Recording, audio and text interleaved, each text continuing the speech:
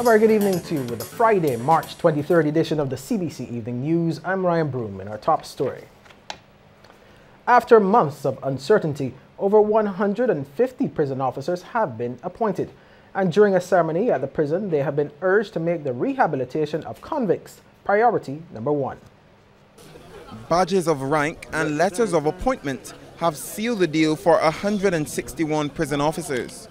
It's the second appointment ceremony in less than a month when 50 prison officers were elevated. Among the appointees are 13 prison officer 1s and 148 prison officer 2s who were previously acting. It comes after much contention, with prison officers facing disappointment in December when they were hopeful that appointments would be made. Superintendent of Prisons, Lieutenant John Nurse, says the officers, many of whom have been acting for almost a decade, are relieved. People are happy. They have gotten the positions.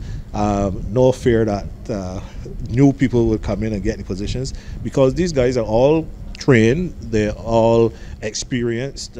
We've been working with them for quite a while.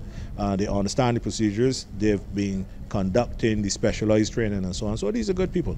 These are good people, and we expect that with this latest event, spirits will be a lot higher and we would see a greater performance level. In his address to the newly appointed officers, Lieutenant Nurse challenged officers to keep their eyes on the prize. That is, the successful rehabilitation and reintegration of inmates into society. He also asked them to seriously consider their motivation for entering the prison service. Did it have more to do with having a profession, a career, a calling, a dignified way of contributing to national development? If so, then one expects that all the other attributes and gains would naturally follow. What is required, however, is patience and professionalism. Many of you displayed these admirable qualities. The lieutenant also urged the officers to be very wary of excessive sick leave, unjustified absenteeism, and indiscipline. He says this would ensure their continued employment in the service and justify their appointments. Kareem Smith, CBC News. Thanks, Kareem. Well, despite describing 2016 to 2017 as the worst years in Barbados with respect to public sector management and worker relations, the National Union of Public Workers is reporting successes in a number of areas. General Secretary Rosalind Smith says hundreds of workers have been appointed and work is ongoing to have all temporary officers appointed shortly. Ms. Smith touted other areas of success during the NuPW's 74th annual conference. It was held under the theme, Pursuing Greater Success Through Robust Representation and Commitment. Another area of success in 2017 has been the ability of union members to claim all the dues paid in respective to trade unions as income tax deductibles. The NUP has successfully put a case for increasing paid study leave from 6 hours to 10 hours. This will be administered based on the exigencies of the departments and the ministries. After years of the NuPW insisting that all public workers have the right to a pension, the government has agreed in principle to this proposal. And Ms. Smith says the NuPW continues to be in the midst of challenges faced by public workers. The failure of government to promptly rectify health and safety issues. And you would see the outcome where we have to be shifting public offices from buildings to buildings as a result of the failure of government to make safe, clean environment for the workers. The failure to effect the large number of outstanding promotions. You have persistent shortages of equipment and other resources, thereby hindering public workers in the performance of their duties. Persistent efforts to incorporate the Customs and Excise Department, a border protection and security agency, into the Barbados Revenue Authority. president of the NuPW, Akani McDowell, says the traditional industrial relations process to which the NuPW is accustomed is under threat from globalization and privatization and the weakening of the trade union's power. Given these challenges, he suggests the union should not lie down and play dead in response. So my union has no apologies to make to those who have an axe to grind politically or otherwise, as long as we remain steadfast in the view that we must never shirk in our responsibility in standing up for the rights of workers who pay their dues and on whom the organization heavily relies. In this regard, the management of the NuPW must not only be efficient and effective, but proactive as well. And Mr. McDowell also acknowledged that despite some reservations about the relevance of the organization following recent massive layoffs and the union's response, he says that NuPW's membership is on the rise once again. The union has attracted approximately 1,000 workers between 2015 and 17. And I want to take this opportunity to thank the executive and staff for the contributions that they would have made in order for us to achieve this particular goal. This indicator should encourage us to continue reaching out to membership and to remain robust in our representation and not to be distracted by the incoherent noises of those who have no respect for labor, other than as a means to an end, and are willing to sacrifice principle on the altar of expediency. In other news, the Barbados Nurses Association wants to meet with the permanent secretary and other senior nursing administrators in the health ministry to talk about the safety issues raised by its members at the Branford Tate Polyclinic in Black Rock. News surfaced recently that the polyclinic would close 2 hours earlier than its usual 6:30 p.m. time because of several cases of violence there. Now, the acting president of the BNA, Heather Dean, says the nurses have officially lodged their complaints and the association supports them in their efforts to ensure the safety of their working environment. Ms. Dean says they expect the meeting will bring a quick resolution to the nurses' concerns to reduce the risk of injury and prevent the working environment from breaking down any further. We turn to some breaking news here now. Police at this hour are probing a suspected murder in the Pine. According to police reports, a man in his early 20s was involved in an altercation with another man around 2 this afternoon. He was taken to the Queen Elizabeth Hospital by private vehicle but succumbed to his injuries. Police who are still on the scene have not yet released the identity of the deceased young man. In other news now, the Barbados Light and Power Company Limited says it's putting more measures in place to ensure that island-wide blackouts don't happen again. This is according to Managing Director Roger Blackman. The last island-wide blackout that occurred on January 8th was triggered by a breaker failure at the Sewell generator substation. That substation is now at 75% capacity and they hope to have it functioning at its fullest within the next 2 months. Mr. Blackman says they are looking to strengthen their protection systems so that a major fault at one substation does not leave the entire island without power. And we do have faults on the system day to day, but we rarely, if ever, see those affecting the entire island. Faults that occur very close to generating stations, as in this instance, are a lot more severe because you have a lot of current flowing through a small area where you're at a generating station. That's where all the production is concentrated. And so they tend to have a much more severe impact on the network, and therefore the protection schemes there have to be more complex to be able to cope with those. On this occasion, we had the fault at a generating station. The protection systems for the most part worked well, but the severity of the fault created the cascading event that we saw, and that should not have happened. And subsequently now in the investigations that we've done, we found 2 areas of improvements that we can make, and that would mitigate against those types of faults in the future causing a cascading event, an island-wide outage. And Mr. Blackman says the major culprit behind disruptions to electricity has been trees coming into contact with power lines. He says the BLNP has instituted a vegetation management program to deal with the problem, which has been working very well. Mapped our system out. We have an idea of where the troublesome trees are on the network. We even have gone as far as to identify growth rates and things of that sort. And we have contractors who help us with trimming trees, and they're out there daily, virtually daily, tackling the issue for us. It is one, like I say, that requires very close attention because it is that single largest contributor to some of the outages that we would have seen last year. Well, we take a pause here, but we'll have more news after the break. Welcome back. Well, Barbadian youth will be afforded the opportunity to have their say as officials revisit the National Technical and Vocational Education and Training Policy.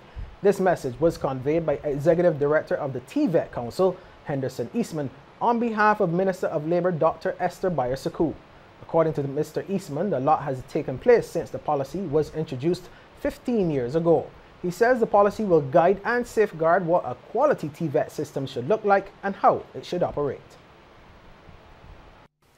This is necessary to ensure that all of the lessons learned from our investment in WorldSkills and CBET training, competency-based education and training in general, are implemented and integrated in our national TVET system so as to improve it and ensure it meets the needs of our people.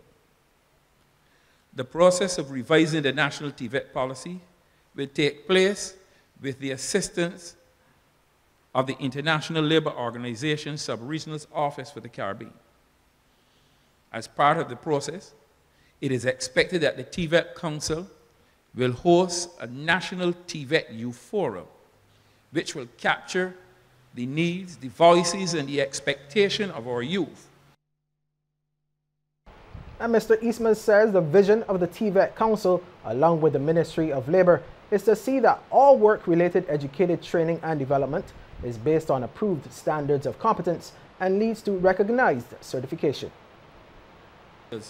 NCVQ's national vacation or Caribbean vocational qualifications, which will be contained in our national qualification framework. The revised national TVET policy will endeavor to help achieve this vision, which in turn should impact on the economy by producing a competent, competitive, and productive workforce that helps to drive that economy.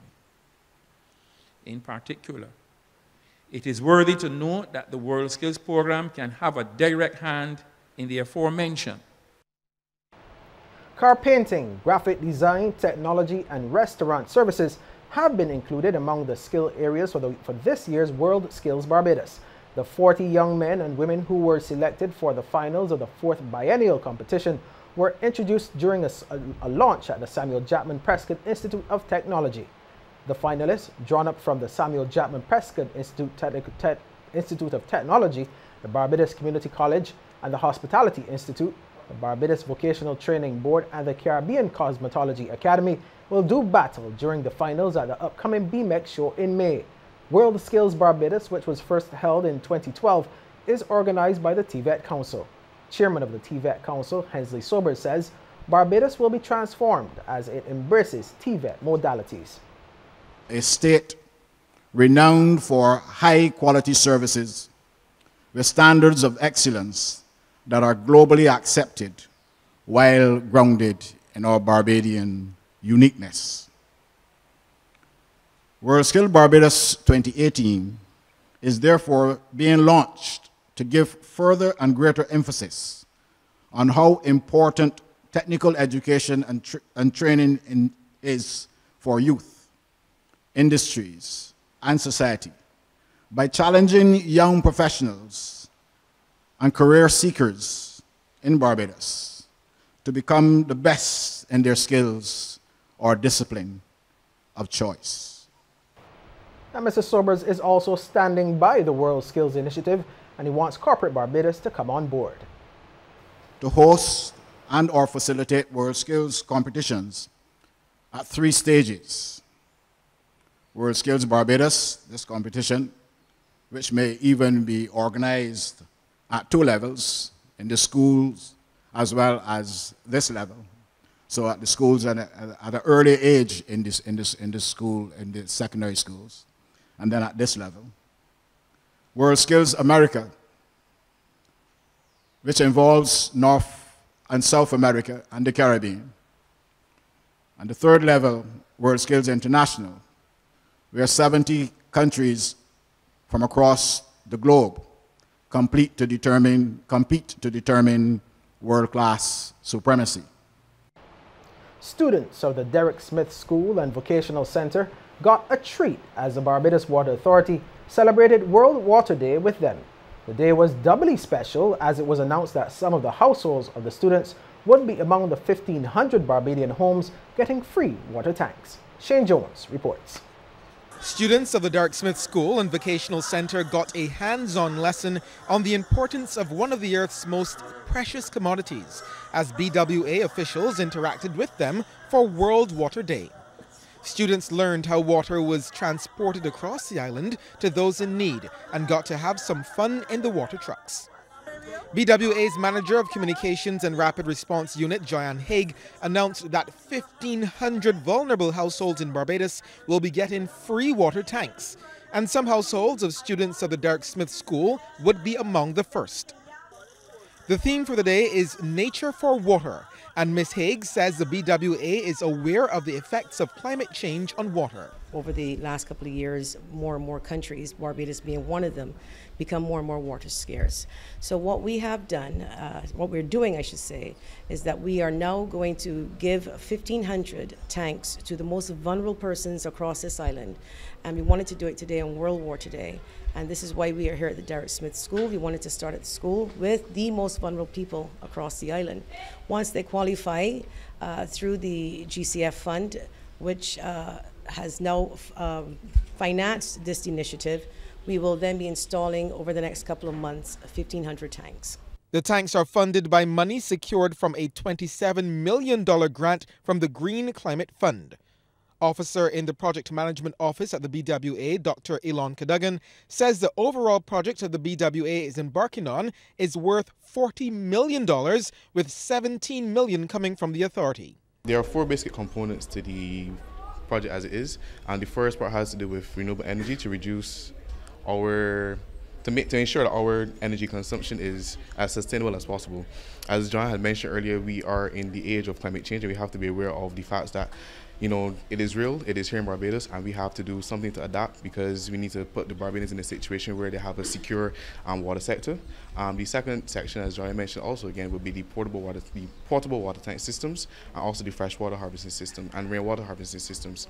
The third section is actually a revolving adaptation fund facility where persons who do not have the finances available right now be able to access funding to ensure they can in the future be able to afford these tanks. Principal of the school, Dr. Cheryl Rock, told us the school supports students with a range of challenges. She said most of them have extraordinary talents, like 12-year-old Akayo Nurse, seen here making a robot out of Play-Doh in minutes.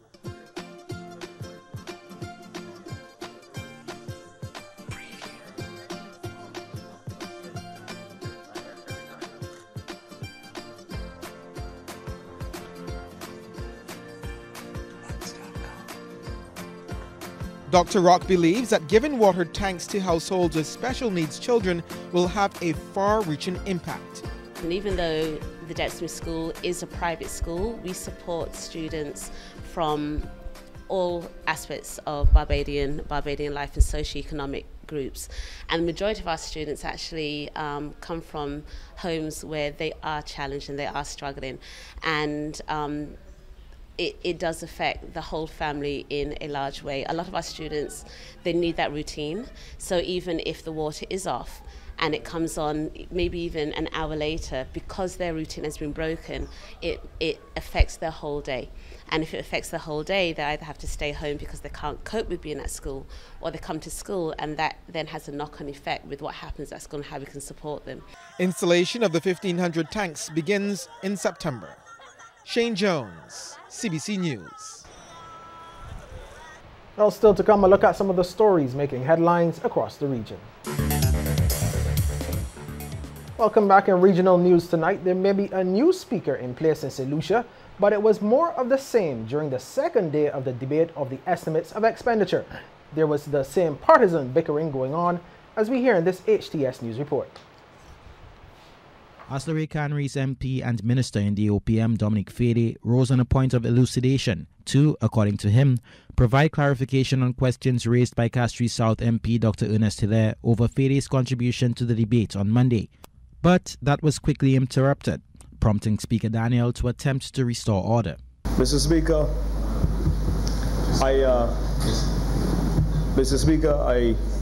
Minister, 1 minute.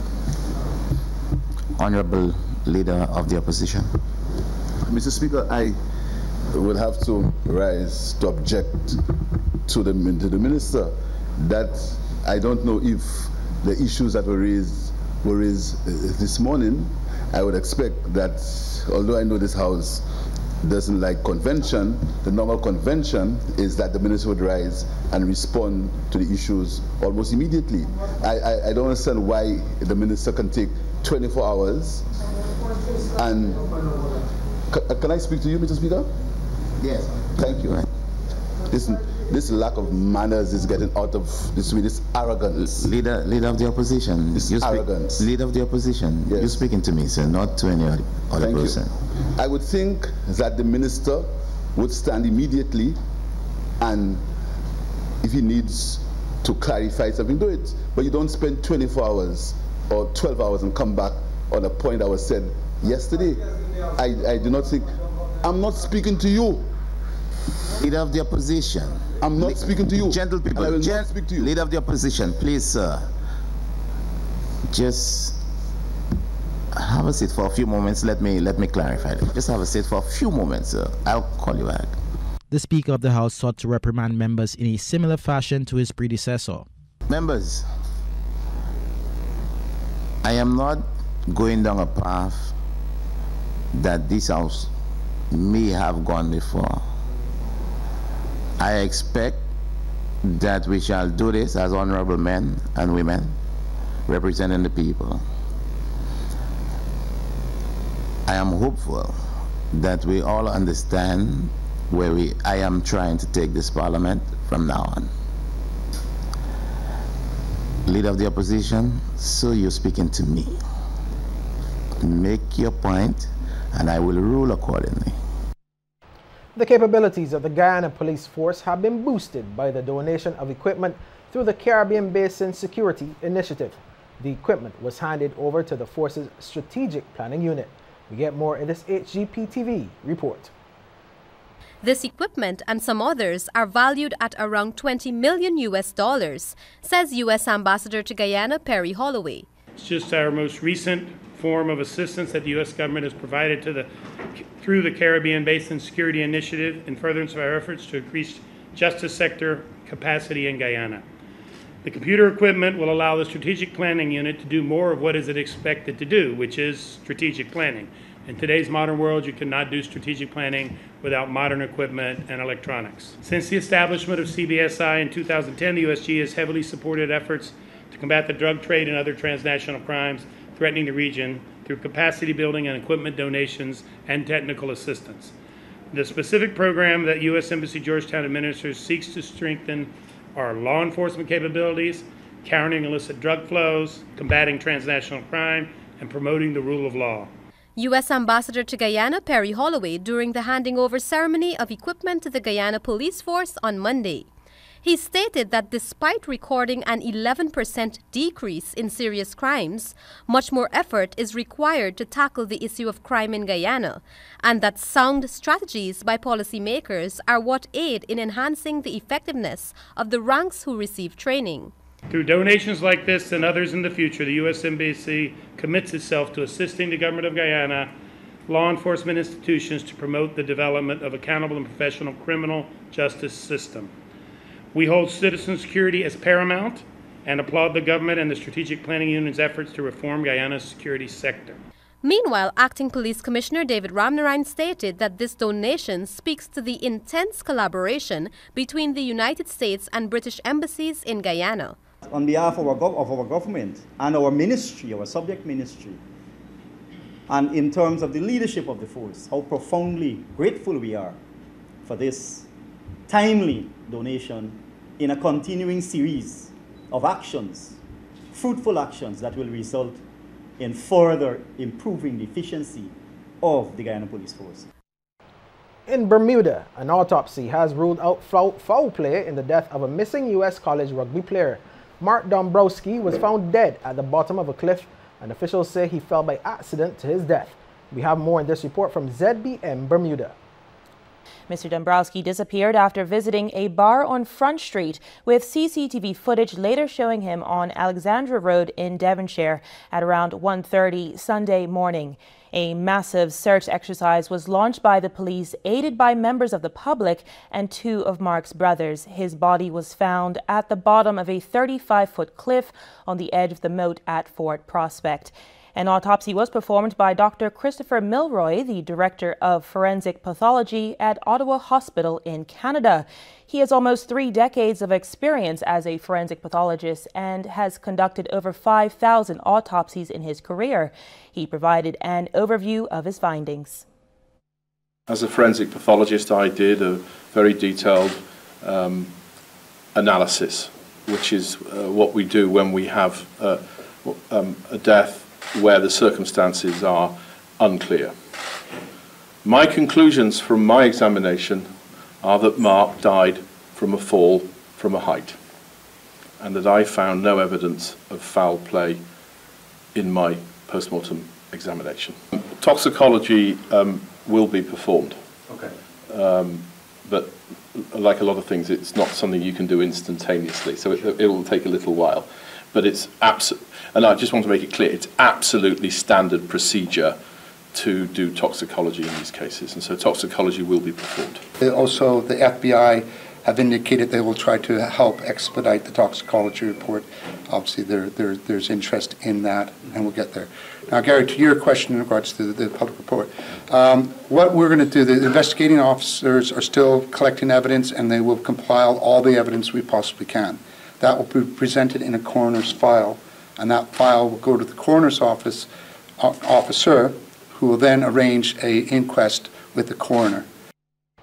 Belize is moving to phase out single-use plastic and styrofoam. We hear more of this plan in this Channel 5 report. In Belize, some 200 million single-use plastic bags are imported every year. The number is staggering for a population of about 350,000 people. Every day, we use single-use plastic shopping bags and styrofoam products. For instance, when we go shopping at the supermarket and when we purchase takeout food. The figures that we've gotten on importation of this specific type of plastic bag, which is targeted and that is phased out, amounts to about 200 million on the Belizean market. Every year? Imported every year. And that level of use is very excessive when you think about it. If you divide that by the population, that's several bags per person, about 35 bags per Belizean person. And that's what we'd use every year. So when you divide it like that, it makes a little bit sense, because if you do shopping on a weekly basis and you take 2 bags each time, you know, it starts to add up for every adult person in the country. So it's quite a lot. But these products are bad for our environment. Now the government will ban these bags and other single-use plastic and styrofoam products. It was announced on Tuesday that the use of these products will be phased out by April of 2019. The intent is really and truly to provide a solution to a burgeoning problem in Belize of plastic and styrofoam pollution. We see every day that along the highways and rivers, the amount of plastic is just building up, and these are not decomposable items, and they last for years in the environment, and it's very costly to clean up. When we say phase out, CEO, is it that we are looking for a total ban of, the plastic bags, the styrofoam plates, things like that? Yes, that is the aim, to remove them off the Belizean market, so to speak. Although these plastic bags are widely used and are considered strong, cheap, and easy way of containing and carrying items, the impacts of single-use plastic bags and styrofoam products are undeniable. They form a big part of the pollution problem in Belize. Sports news is just ahead, but before we get there, first here's a tip from Cooperators General Insurance. This tip of the day is brought to you by Cooperators General Insurance Company Limited. Insurance the way you want it to be. Some supplements are made in unsafe surroundings, like a basement or kitchen lab, and can be contaminated with steroids and other banned substances. This fact is brought to you compliments the National Anti-Doping Commission.